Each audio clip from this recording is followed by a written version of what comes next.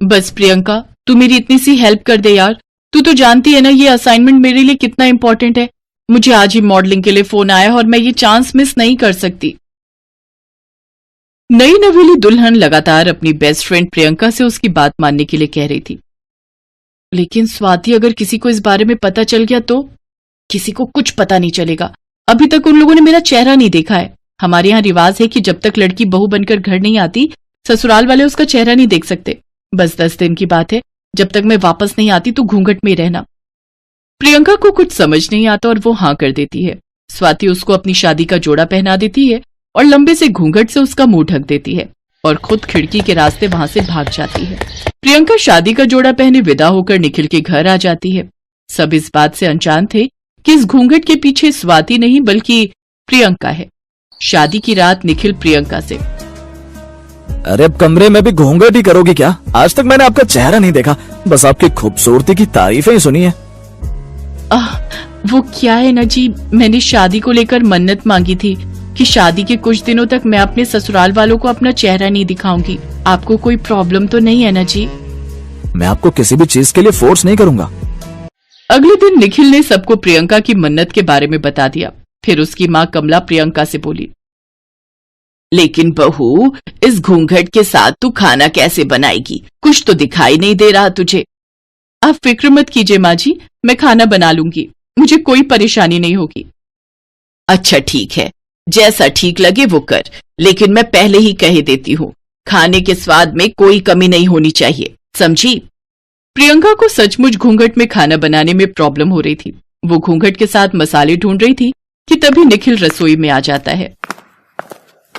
आप परेशान मत होइए, मैं आपको मसाले निकाल कर दे देता हूँ। वैसे भी इस घूंघट में आपको कुछ दिखाई नहीं दे रहा होगा ना? आप क्यों तकलीफ करते हैं? इसमें तकलीफ कैसी? हम दोनों पति पत्नी हैं, एक दूसरे की मदद करना हमारा फर्ज है। निखिल ने प्रियंका की बहुत मदद की। उसके हाथ का खाना सबको बहुत पसंद आया। इस घूंघट के साथ भी तूने बहुत अच्छा खाना बनाया है बहू, लेकिन आखिर कब हमें तेरा चेहरा देखने को मिलेगा? तेरी इस मन्नत के कारण अभी तक तेरी मुंह दिखाई भी नहीं हुई है। बस कुछ दिन और माँ जी, फिर आपकी बहू वापस आ जाएगी। वापस आ जाएगी मतलब? मेरा मतलब है इस घूंघट से बाहर आ जाएगी। अच्छा, निखिल तू भी खाना खा ले। आप सब खाओ माँ, मैं इनके साथ बाद में खा लूंगा। सबको खाना खिलाने के बाद निखिल अपने और प्रियंका के लिए एक ही प्लेट में खाना रखता है और उसे खिलाने लगता है। ये लीजिए, मैं आपको खाना खिला देता हूँ, घूंघट में आपको ठीक से दिखेगा नहीं ना? निखिल की अच्छाई देखकर प्रियंका उसे पसंद करने लगती है, लेकिन वो जानती थी कि निखिल और ये ससुराल कभी उसके नहीं हो सकते, क्योंकि 10 दिन पूरे होते ही स्वाति यानी इस घर की असली बहू वापस आ जाएगी। ऐसे ही 10 दिन पूरे हो गए। प्रियंका ने स्वाति को बहुत फोन लगाया, लेकिन उसका फोन लगातार बंद आ रहा था। देखते ही देखते 1 महीना बीत गया, लेकिन स्वाति वापस नहीं आई।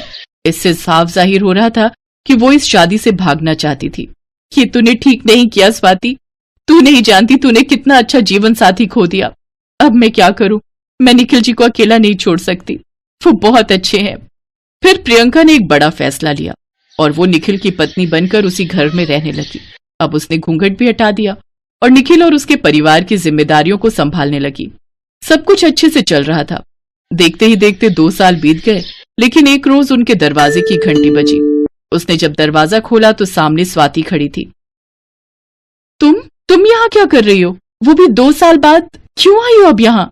क्यों, मैं अपने ससुराल भी नहीं आ सकती क्या? मैं तुम्हारे सारे सवालों का जवाब दूंगी, लेकिन पहले मुझे अंदर तो आने दो। प्रियंका उसे अंदर ले जाती है। अब बताओ, 2 साल बाद क्यों आई हो तुम यहाँ? जब मैंने तुम्हें इतने फोन किए तब तो तुमने कोई जवाब नहीं दिया, तो फिर अब क्या लेने आई हो यहाँ? सच तो यह है कि मैं हमेशा से इस शादी से भागना चाहती थी, इसीलिए विदाई के वक्त मैंने तुम्हें दुल्हन बनाकर भेज दिया और खुद भाग गई, और मैंने तुम्हें फंसा दिया। मुझे तो लगा था तुम 10 दिन के बाद सबको सच्चाई बताकर चली जाओगी, लेकिन लगता है पैसों के लालच ने तुम्हें रोक लिया। वैसे मुझे उस निखिल और इस ससुराल में कोई दिलचस्पी नहीं, मुझे तो बस 20 लाख चाहिए, फिर मैं यहाँ से चली जाऊंगी। लेकिन इतने पैसे मैं कहाँ से लाऊंगी? 3 दिन में मुझे पैसे चाहिए, अगर नहीं मिले तो मैं सबको सच सच बता दूंगी। स्वाति प्रियंका की सहेली बनकर उसी घर में रहती है। 3 दिन बीत जाते हैं और आज प्रियंका बहुत डरी हुई थी। तभी उसे अपनी सास की आवाज आती है। हे राम, मेरी तिजोरी से 20 लाख रुपए गायब हैं। निखिल बेटा, तू अभी जाकर सबके कमरे की तलाशी ले। निखिल सबके कमरे की तलाशी लेता है तो उसे स्वाति के बेड के नीचे 20 लाख रुपए मिलते हैं। हे राम, बहू की सहेली चोर निकली। निखिल बेटा, अभी पुलिस को बुला ले। मैंने कोई पैसे नहीं लिए, मैं तो इस घर की असली बहू हूं, फिर मुझे चोरी करने की क्या जरूरत? क्या मतलब? मतलब मैं बताती हूँ। शादी होने के बाद ही स्वाति तुम्हें छोड़कर चली गई और उसने अपनी सहेली प्रियंका को इमोशनली ब्लैकमेल करके यहाँ भेज दिया और आज पैसों के लिए यहाँ वापस आ गई। लेकिन सच कहूं तो ये बात मैं पहले से ही जानती थी। उस रात मैंने तुम दोनों की सारी बातें सुन ली थी और आज मैं खुश हूं कि तुझ जैसी लड़की मेरी बहू बनकर घर नहीं आई। हमारे लिए तो प्रियंका ही हमारे घर की बहू है। अब जाती है या बुलाऊं पुलिस को? नहीं नहीं, मैं जाती हूँ और कभी लौट कर यहाँ नहीं आऊंगी, लेकिन आप प्लीज पुलिस को मत बुलाइए। स्वाति वहां से हमेशा हमेशा के लिए चली जाती है। कमला और निखिल प्रियंका के साथ खुशी खुशी रहने लगते हैं।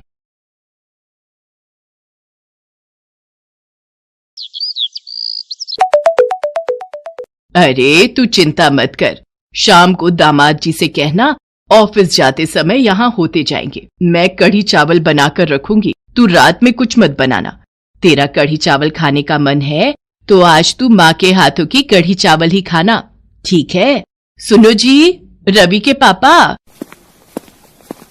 जरा जाओ तो जाकर बाजार से 2 किलो खट्टा मट्ठा या फिर वो ना मिले तो दही ले आओ। प्रेरणा के घर शाम को कढ़ी चावल बनाकर भेजने हैं। दामाद जी आएंगे तो ले जाएंगे। राजरानी, कभी कभी उपासना बहू की पसंद का भी कुछ बना लिया करो। ये मत भूलो, बेटी के साथ साथ तुम्हारी बहू भी गर्भवती है। कल उपासना बहू ने भरवा बैगन तुमसे पूछा था बनाने के लिए, तो तुमने बोल दिया कि कोई और सब्जी बना लो, तुम्हें भरवा बैगन नहीं पसंद। बस बस, बहुत हो गई बहू की तरफदारी। मुझे पता है बहुओं को कितनी छूट देनी चाहिए और कितनी नहीं। ज्यादा सिर पर चढ़ाऊंगी ना तो मेरे लिए ही गलत होगा। अब जाओ और जाकर जो कहा है वो ले आओ। कढ़ी चावल बनाने में बहुत समय लगता है, अभी शुरू करूंगी तब जाकर दामाद जी के आने तक बना पाऊंगी। तुम्हें समझाना बेकार है, वक्त ही तुम्हें समझाएगा। उपासना की सास राजरानी को समझाना सचमुच किसी के बस की बात नहीं थी। राजरानी की बहू उपासना के साथ साथ उसकी बेटी प्रेरणा भी मां बनने वाली थी। बहू और बेटी दोनों गर्भवती थी, पर राजरानी अपनी बहू उपासना की तरफ बिल्कुल भी ध्यान नहीं देती थी। उसे तो बस अपनी बेटी की सारी इच्छाएं पूरी करनी होती थी। इसी बात को लेकर उपासना का मन हमेशा दुखी रहता था।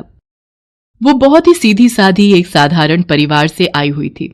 उसने कभी बड़ों के आगे जवाब देना नहीं सीखा था। इसी बात का फायदा राजरानी उठा रही थी। एक दिन राजरानी बाजार से आई तो उसके हाथ में ढेर सारा सामान था। उपासना बहू, जरा 1 गिलास ठंडा पानी लेकर आ, आज तो मैं बहुत थक गई। ये लीजिए माँ जी, आपने बहुत समय लगा दिया बाजार में। मुझे तो चिंता हो रही थी, आपका मोबाइल भी स्विच ऑफ आ रहा था। मैंने कई बार फोन मिलाया। मेरी चिंता मत करा कर, अब बेटी माँ बनने वाली है तो मुझे तो 100 काम है। अभी जच्चा के लिए सामान लाई हूँ, फिर बच्चा हो जाएगा तब उसके लिए नामकरण का ढेरों सामान लाना पड़ेगा। अब तो काम ही काम है तो बाजार आना जाना लगा ही रहेगा। क्या बना रही है रात को खाने में? एक काम कर, फ्रिज में भिंडी रखी है, वही बना ले। माँ जी, मैंने तो मटर पनीर की सब्जी और सूखी अरबी बनाई है। वो आज सूखी अरबी खाने का मन हो रहा था तो सब्जी वाले से ले ली थी। किसने कहा था 2-2 सब्जियां बनाने के लिए? कितनी महंगाई है, खाली भिंडी से काम नहीं चलता जो अलग अलग सब्जियां बनाई जा रही है। तेरे तो जीभ के चटकारे ही पूरे नहीं होते। आज बना ली, अब कल से जो मैं कहूंगी वही बनेगा। पता नहीं आजकल की बहुएं अपनी मनमानी क्यों करती हैं। उपासना की आंखों में आंसू आ जाते हैं और वो रोती हुए अपने कमरे में चली जाती है। ये गुड़, बादाम, काजू, किशमिश और ये देसी घी डिब्बों में बंद करके छुपा देती हूँ। कल प्रेरणा रहने आने ही वाली है, उसका 9वां महीना लग जाएगा। उसे रोजाना आटे का देसी घी और ड्राई फ्रूट डालकर हलवा बनाकर खिलाऊंगी। कुछ ही दिनों में आसानी से बच्चा हो जाएगा। दरजानी को फोन कर देती हूँ, उससे मैंने कुछ लंगोट और गद्दियां जो सिलवाई हैं वो पूछ लेती हूँ। सिल गई होंगी तो प्रेरणा के बैग में संभाल कर रख दूंगी। अचानक हॉस्पिटल भागना पड़ेगा तो कुछ नजर नहीं आएगा। उपासना की सास ने एक बार भी उससे मीठे मुंह बात नहीं की थी। उपासना को किसी भी चीज की जरूरत होती तो वो अपनी सास से नहीं कह पाती थी, क्योंकि उसे पता था अगर वो अपनी सास से कुछ कहेगी तो उसे उल्टा ही सुनना पड़ेगा। उपासना अपने मायके भी रहने नहीं जा सकती थी। क्योंकि उसका मायका दूसरे शहर में था और इस हालत में वो सफर नहीं कर सकती थी।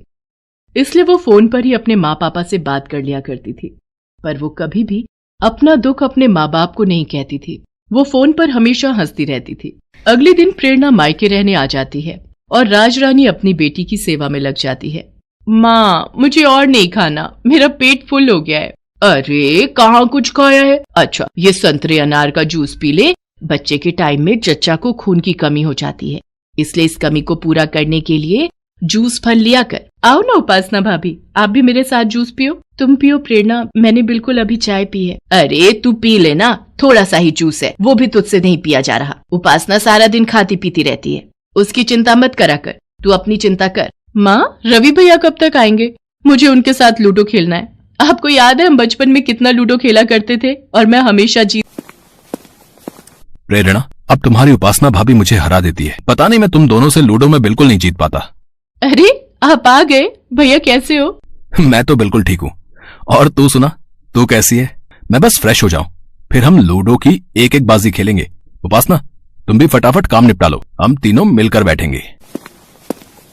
उपासना अभी लूडो वगैरह नहीं खेल सकती, तुम दोनों भाई बहन खेलो। मुझे प्रेरणा के कपड़े अलमारी में लगाने हैं तो उपासना मेरी मदद करेगी। राजरानी उपासना से काम करवाने का कोई न कोई बहाना ढूंढ ही लेती थी। उसे तो बस यही चिंता रहती थी कि उसकी गर्भवती बेटी खुश रहे। गर्भवती बहू से उसे कोई मतलब नहीं था। ऐसे ही कुछ दिन बीत जाते हैं। राजरानी प्रेरणा का बहुत ख्याल रखती थी। प्रेरणा और उपासना दोनों की डिलीवरी का समय नजदीक ही था। कब बच्चा हो जाए किसी को नहीं पता। एक दिन घर पर कोई नहीं था, रवि ऑफिस में था। उपासना की सास राजरानी और ससुर ज्ञानचंद भी किसी जरूरी काम से बैंक गए हुए थे। अचानक पीछे से प्रेरणा को लेबर पेन शुरू हो जाता है। भाभी, भाभी मुझे बहुत तेज दर्द हो रहा है। लगता है मेरे लेबर पेन शुरू हो गए हैं। हे भगवान, अब मैं क्या करूं? मुझे ही प्रेरणा को हॉस्पिटल ले जाना होगा। प्रेरणा, तुम चिंता मत करो, मैं रोड से किसी ऑटो वाले को बुला कर लाती हूँ। प्रेरणा खुद इस हालत में नहीं थी कि तेजी से चल सके, पर वो हिम्मत करके किसी तरह ऑटो वाले को रोकती है और प्रेरणा को ऑटो में हॉस्पिटल लेकर जाती है। घबराहट से उपासना की खुद की तबीयत बिगड़ जाती है। डॉक्टर मेरी ननद की हालत। ओके, मैं नहीं चेक कर लेती हूँ, आप अपने आप को संभालिए। सिस्टर, पेशेंट को लेबर रूम में एडमिट कीजिए। उपासना की हालत बहुत खराब थी। वो रवि को फोन करती है। इतनी देर में राजरानी और ज्ञानचंद भी हॉस्पिटल आ जाते हैं। बधाई हो, पेशेंट की बेटी हुई है, जच्चा और बच्चा दोनों ठीक है। क्या मेरी नाती हुई है? मैं नानी बन गई। सिस्टर, मेरी वाइफ उपासना जो मेरी बहन को लेकर आई थी वो कहाँ है? देखिए, उनकी हालत बहुत खराब है। उनका ब्लड प्रेशर बढ़ गया है, जिस कारण हमें उनका ऑपरेशन करना होगा। डॉक्टर बस ऑपरेशन रूम में जा ही रही हैं। डॉक्टर, हमारी बहू कैसी है? वो ठीक तो है ना? देखिए, हमें जल्दी ही ऑपरेशन करना होगा। टेंशन की वजह से उनका बीपी बढ़ गया था, जिस कारण नॉर्मल डिलीवरी करना उनकी जान के लिए खतरनाक होगा, इसलिए हम उनका ऑपरेशन करेंगे। प्रेरणा को होश आ जाता है और वो राजरानी को सारी बात बताती है कि किस तरह से उपासना ने उसे हॉस्पिटल में एडमिट करवाया। राजरानी को अपने किए पर बहुत पछतावा होता है और वो अपनी बहू उपासना के लिए हॉस्पिटल में बनी भगवान गणेश की मूर्ति के सामने प्रार्थना करती है। उसकी आंखें आंसुओं से भरी हुई थी। इतनी देर में सिस्टर दौड़ती हुई आती है और बताती है कि उपासना के बेटा पैदा हुआ है, जिसे सुनकर सब लोग बहुत खुश होते हैं। कुछ घंटों बाद उपासना को होश आता है और उसे रूम में लाते हैं। राजरानी उपासना से माफी मांगती है।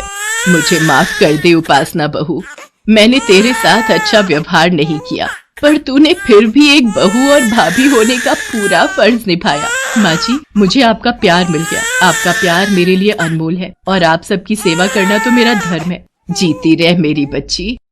उस दिन के बाद राजरानी अपनी बहू और अपनी बेटी दोनों को बराबर का प्यार और दर्जा देने लगी।